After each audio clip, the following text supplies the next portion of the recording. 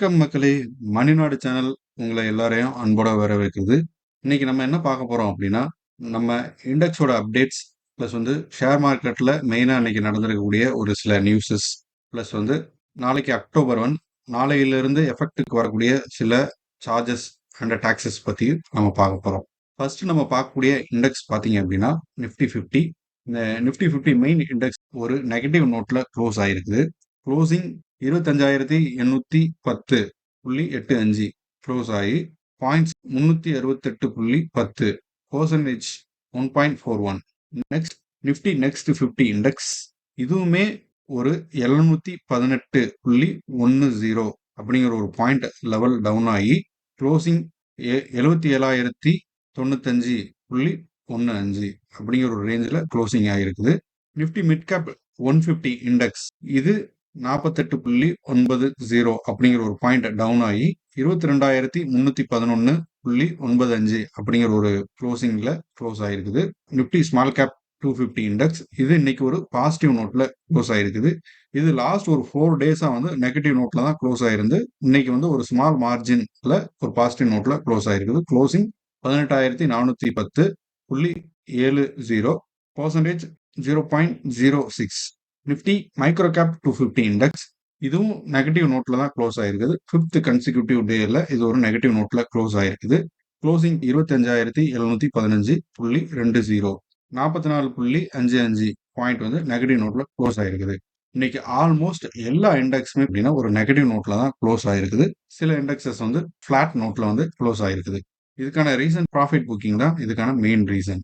இன்னைக்கு எல்லா இண்டெக்ஸுமே மெயினா டவுன் ஆயிருக்குது. இதுக்கான காரணம் எல்லாருமே ப்ராஃபிட் புக்கிங்காக அவங்களோட ஷேர்ஸ் செல் பண்ண ஆரம்பிச்சிருக்காங்க. அதே மாதிரி சைனாவோட பாலிசிஸ் சேஞ்சஸ் அதனால எஃப்ஐஎஸ் சைனால இன்வெஸ்ட் பண்றதுக்கு ரொம்ப இன்ட்ரெஸ்ட் காட்டுற ரீசனாலையும் நம்ம நாட்டில் இன்வெஸ்ட் பண்ண அமௌண்ட்டை அவங்க வெளியே எடுத்தனாலையும் இன்னைக்கு மண்டே மார்க்கெட் கொஞ்சம் டவுன் ஆயிருக்குது.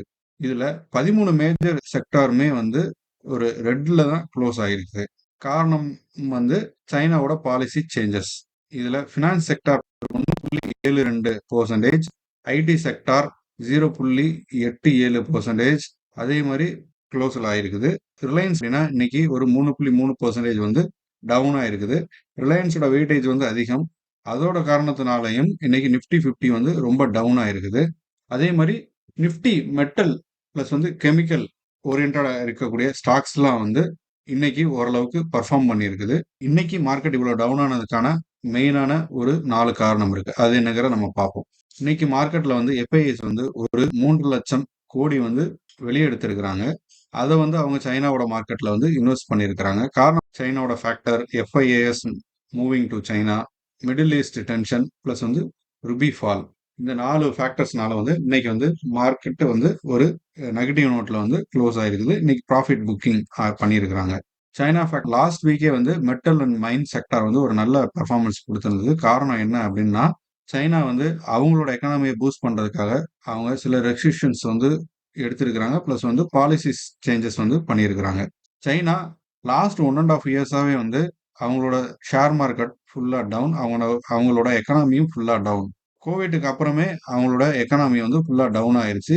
சொல்லப்போனா 2012 என்ன ஸ்டேஜ்ல அவங்க மார்க்கெட் இருந்ததோ அந்த ஸ்டேஜுக்கு போயிட்டாங்க. இப்போ சைனா கவர்மெண்ட் அதுல இருந்து ரெக்கவர் ஆகிறதுக்கு பாலிசி சேஞ்சஸ் பண்ணியிருக்கிறாங்க. இதை லாஸ்ட் வீக்கெண்ட் சாட்டர்டே அனௌன்ஸ் பண்ணியிருக்கிறாங்க. இந்த காரணத்தினால சைனாவோட மார்க்கெட் செப்டம்பர் மந்த்ல 18% growth ஆயிருக்குது. இந்த growth பெர்சன்டேஜ் என்ன சைன் காட்டுது அப்படின்னா சைனாவோட மார்க்கெட் ஃபியூச்சர்ல இன்னும் அப்பாகிறதுக்கான பாசிபிலிட்டிஸ் அதிகமா இருக்குது அப்படிங்கறத காட்டுது. இந்த ரீசன்னால எஃப்ஐஎஸ் நினைக்கிறாங்க அப்படின்னா இந்தியன் மார்க்கெட் ஆல்ரெடி ஓவர் வேல்யூவேஷன்ல இருக்குது. சைனா மார்க்கெட் ஒரு சீப் வேல்யூவேஷன்ல இருக்கிறனால அதுல இன்வெஸ்ட் பண்றது ரிஸ்க் லெவலும் கம்மி பிளஸ் ப்ராஃபிட்டும் அதிகமா இருக்கும் அப்படிங்கிற ஒரு தாட்னால எஃப்ஐஏஎஸ் சைனால இன்வெஸ்ட் பண்றதுக்காக நம்ம மார்க்கெட்ல இருந்து ப்ராஃபிட் புக் பண்ணி எடுத்து அங்க கொண்டு போய் இன்வெஸ்ட் பண்ணிட்டு இருக்காங்க. இதோட காரணத்தினாலையும் இன்னைக்கு ப்ராஃபிட் புக்கிங் நடந்தனால மார்க்கெட் டவுன் ஆயிருக்குது. மிடில் ஈஸ்ட்ல டென்ஷன்ஸ் இருக்குது. அதாவது இஸ்ரேல் வார் போயிட்டு இருக்கு. இப்போ அவங்க லெபனான்ல கண்டினியூஸா ஏர் ஸ்ட்ரைக் பண்ணிக்கிட்டே இருக்கிறாங்க. இந்த காரணத்தினால அந்த மிடில் ஈஸ்ட்ல இருக்கக்கூடிய ஆயில் பிரைசஸ் ஒரு ஸ்டேபிளான நிலைமையில இல்ல. அதோட பிரைஸஸ் வந்து இன்கிரீஸ் ஆகிட்டு இருக்குது. பிளஸ் அதே சமயத்துல நம்ம ருபியோட பிரைஸும் வந்து ஃபால் ஆயிருக்குது. இதுக்கு இன்டர்லிங்க்ல இருக்கிறது பார்த்தீங்க அப்படின்னா, இந்த ஆயில் பிரைஸஸும் ஒண்ணு. பிகாஸ் நம்ம பர்ச்சேஸ் பண்ற ஆயில் வந்து நம்ம டாலர் பேஸ் பண்ணி தான் பர்ச்சேஸ் பண்றோம். அதோட ரீசனாலுமே ருபி வந்து ஃபால் ஆயிருக்குது. ஸோ இந்த 4 ஃபேக்டர்ஸும் மெயினா ரோல் ப்ளே பண்ணுது. இன்னையோட மார்க்கெட் வந்து ஒரு நெகட்டிவ் நோட்ல க்ளோஸ் ஆனதுக்கு காரணம். இப்ப 3,00,000 கோடி வெளிய எடுத்திருக்காங்கன்னு சொல்றாங்க. இதனால நம்ம பயப்படணுமா அப்படின்னு கேட்டீங்கன்னா, பயப்பட வேண்டிய அவசியம் இல்ல. ஒரு 1 இயர் பிஃபோர் வரைக்குமே வந்து எஃப்ஐஎஸ் வந்து ஒரு முக்கியமான ரோல் வந்து ப்ளே பண்ணிக்கிட்டு இருந்தாங்க இன்வெஸ்ட்மெண்ட்ல. சப்போஸ் அவங்க பணம் போடுறாங்க, எடுக்குறாங்க அப்படின்னாவே நம்ம மார்க்கெட் வந்து ஸ்டேபிளா இல்லாம அப் ஆகுறது, டவுன் ஆகுறது அந்த மாரி இமிடியேட்டா ரியாக்ட் பண்ணிக்கிட்டு இருந்துச்சு. இப்போ பார்த்தீங்க அப்படின்னா, ரீசென்ட் இயர்ஸ்ல வந்து டிஐஏஎஸ் அதாவது மியூச்சுவல் ஃபண்ட் பிளஸ் வந்து பிஎஃப் இன்சூரன்ஸ் இந்த கம்பெனிஸோட இன் இன்வெஸ்ட்மெண்ட்டுங்கிறது வந்து அதிகரிச்சுட்டு வந்திருக்குது. பிளஸ் எஃப்ஐஎஸ் எவ்வளோ வெளியே எடுத்தாலுமே அதை ஓவர் கம் பண்ணி அதை ஃபில் பண்றதுக்கு மியூச்சுவல் ஃபண்ட் பிளஸ் வந்து பிஎஃப் இன்சூரன்ஸ் இந்த கம்பெனிஸ்லாம் வந்து ரொம்ப முனைப்பு காட்டுறதுனால எஃப்ஐஎஸ் எடுக்கும்போது இருக்கக்கூடிய டவுனுங்கிறது வந்து ஒரு ஃபியூ டேஸ்லேயே வந்து ரெக்கவர் ஆகி நார்மல் லெவலுக்கே வந்து மார்க்கெட் வந்து வந்துடுது. ஸோ இதை பற்றின நம்ம ஒரி பண்ணிக்க வேண்டிய அவசியம் இல்லை. ஏன்னா ஃபர்தரா நம்ம எக்கானமி வந்து பாத்தீங்கன்னா ஒரு growth ஓரியன்டா இருக்கக்கூடிய எக்கானமி தான். ஸோ இது growth ஆக தான் போகுது. அதனால நம்ம இதெல்லாம் பார்த்து நம்ம ஒரி பண்ணிக்க வேண்டிய அவசியம் இல்லை. இதெல்லாம் நமக்கு ஒரு ஆப்பர்ச்சுனிட்டி. நம்ம டிப்ல நல்ல வேல்யூபிளா இருக்கக்கூடிய ஸ்டாக்ஸை வந்து நம்ம பர்ச்சேஸ் பண்றதுக்கு இதோட பெட்டர் ஆப்பர்ச்சுனிட்டி கிடைக்காது. அடுத்ததா பாத்தீங்கன்னா நாளைக்கு அக்டோபர் 1 நாளையில இருந்து சில விஷயங்கள் வந்து எஃபெக்ட்டுக்கு வருது. 3 விஷயங்கள் இதுல இருக்குது. ஒன்னு பாத்தீங்க அப்படின்னா டிரான்சாக்ஷன் சார்ஜஸ் வந்து ரிவைஸ் பண்ணியிருக்கிறாங்க.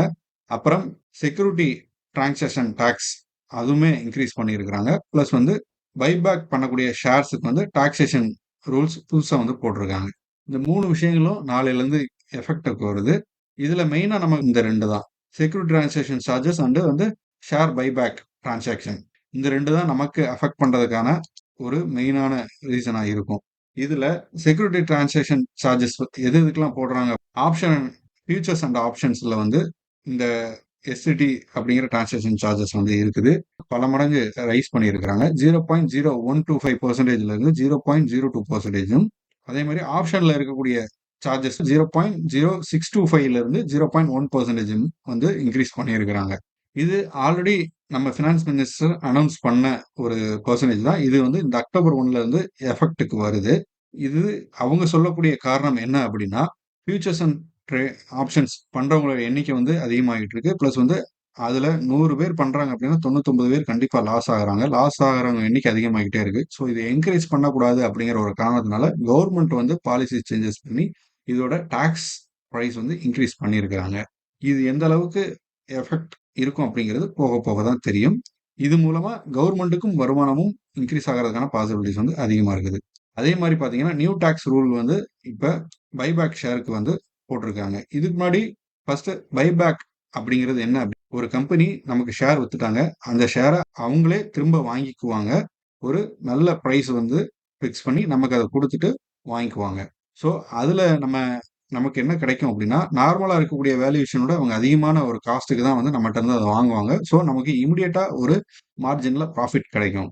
ஸோ லாங் டேர்ம்ல இருக்கிறவங்களுக்கும் அந்த இமிடியேட்டா அவங்க வாங்குறதுனால நம்ம வந்து எந்த விதமான டாக்ஸ் வந்து அந்த சமயத்தில் நம்ம கட்ட வேண்டியது கிடையாது. இதுக்கு முன்னாடி வரைக்கும் இந்த அக்டோபர் 1க்கு அப்புறம் பார்த்தீங்க அப்படின்னா ஒரு டிவிடெண்ட் வந்தா நம்ம எவ்வளவு டாக்ஸ் கட்டணுமோ நம்ம ஸ்லாபுக்கு ஏற்ற மாதிரி அதே மாதிரி பைபேக் ஷேர் வந்து நம்ம விற்கிறோம் அப்படின்னாலுமே நம்ம டாக்ஸ் ஸ்லாபுக்கு ஏற்ற மாதிரி நம்ம வந்து டாக்ஸ் பே பண்ணி ஆகணும்.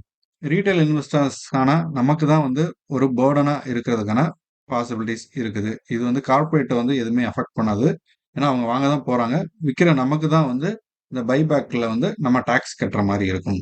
ஸோ வணக்கம் மக்களே. இந்த வீடியோ உங்களுக்கு பிடிச்சிருந்தா லைக் பண்ணுங்க. மேலும் இது மாதிரியான ஸ்டாக் மார்க்கெட் ரிலேட்டடான நியூஸுக்கு நம்ம சேனலை சப்ஸ்கிரைப் பண்ணுங்க. ஃப்ரெண்ட்ஸ் அண்ட் ஃபேமிலிக்கு வந்து ஷேர் பண்ணுங்க.